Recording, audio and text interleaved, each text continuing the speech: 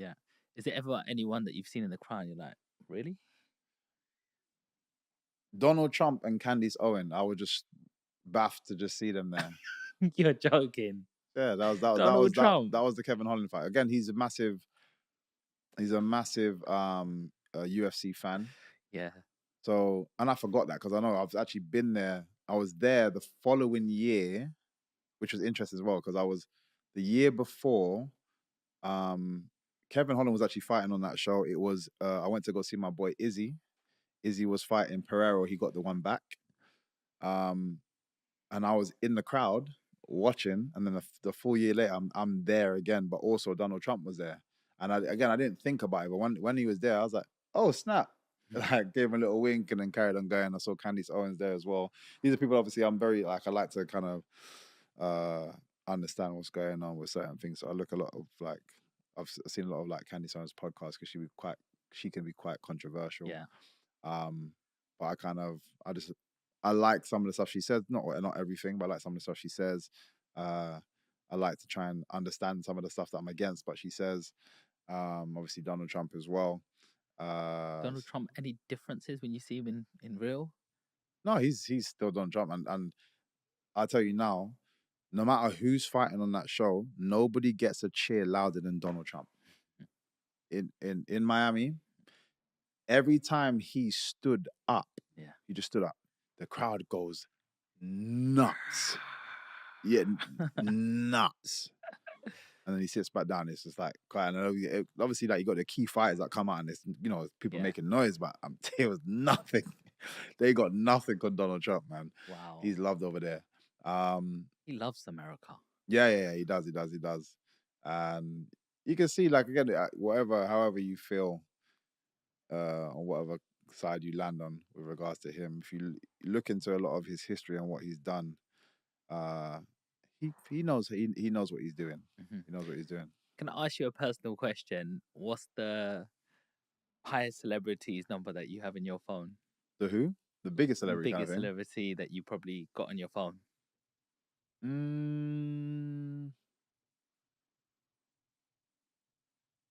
I guess it would be 50. But everyone's big in different ways. Like, yes. I used to chat to Tom Holland. No, not Tom Holland, sorry. Tom Hardy, sorry. Because we were talking about something ages ago, and then just stay in touch. There's big musicians that I chat to all the time. A lot of them are more so from over here. Yeah. When you ring 50, does he pick up straight away, or would he get back to you in a week or two? Like, are they really that busy like you think they are? Yeah, it varies. He can get back to you months down the line, or he can get back to you straight away. It varies. So yeah, and he I know is so active, and he's a person that if you are, and for people that are busy as well, I get that. If he's a person, if you are not in his field of view while he's doing something, you can be forgotten very quickly because he's hustling. He's always moving. So I say when he's in town, I always check him. We always catch up, and we'll be chatting for hours. But then if he's not about, he's just doing his thing. So you got to keep trying to jump in his way, like, yo, what's up? But yeah, there's like I wouldn't, even with him, I wouldn't say we're close at all. Like we get on, and it's cool to have somebody like him that you can speak to on occasion.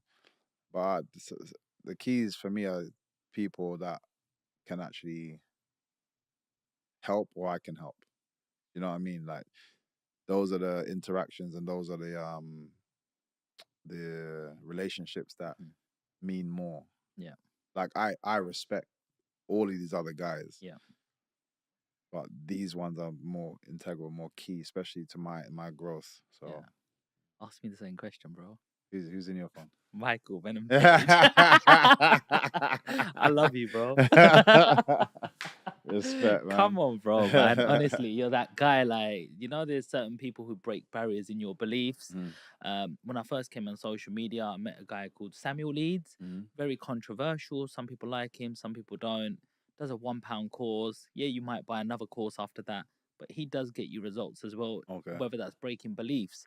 And when I've started this podcast world, obviously I've met a lot of people, but when I met you at the O2 and how humble you are, I was like, there is real people out there.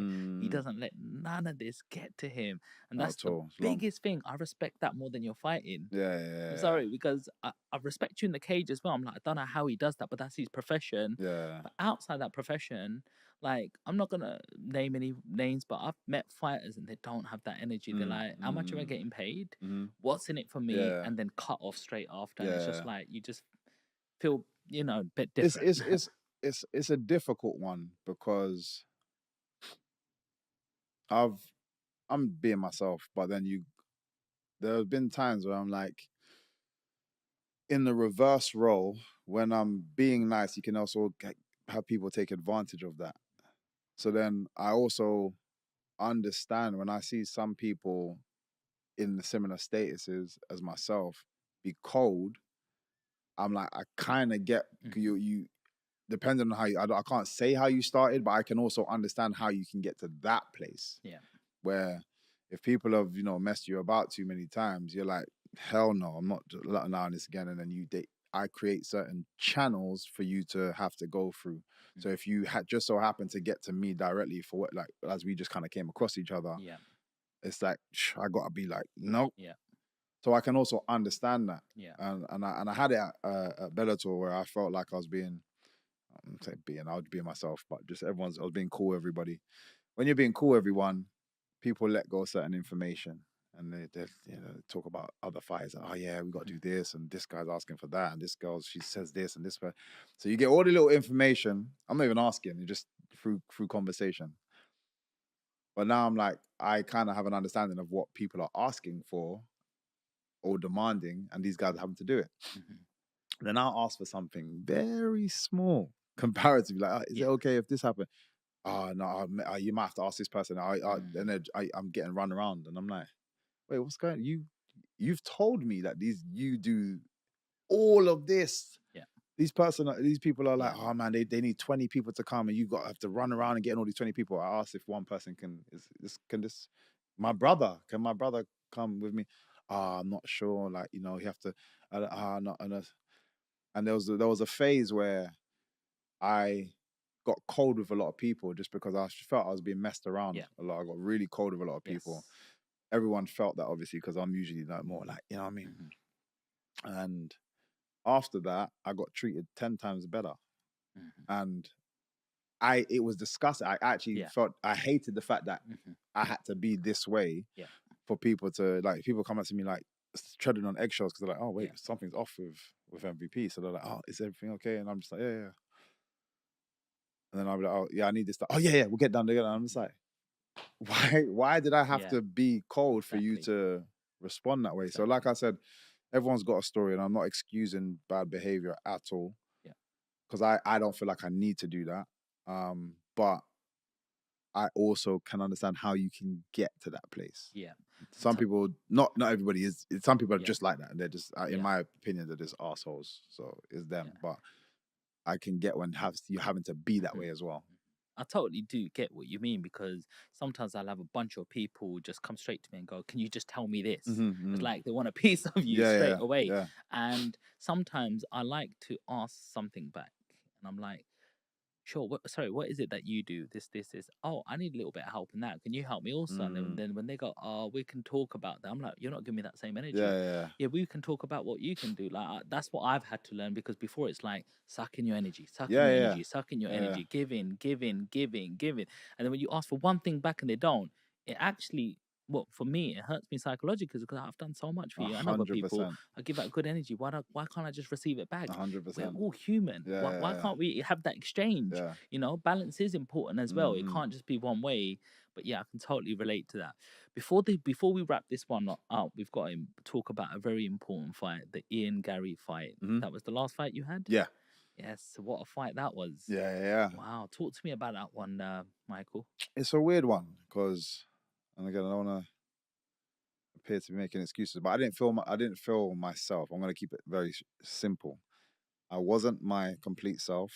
I'm still analyzing exactly the different things that was going on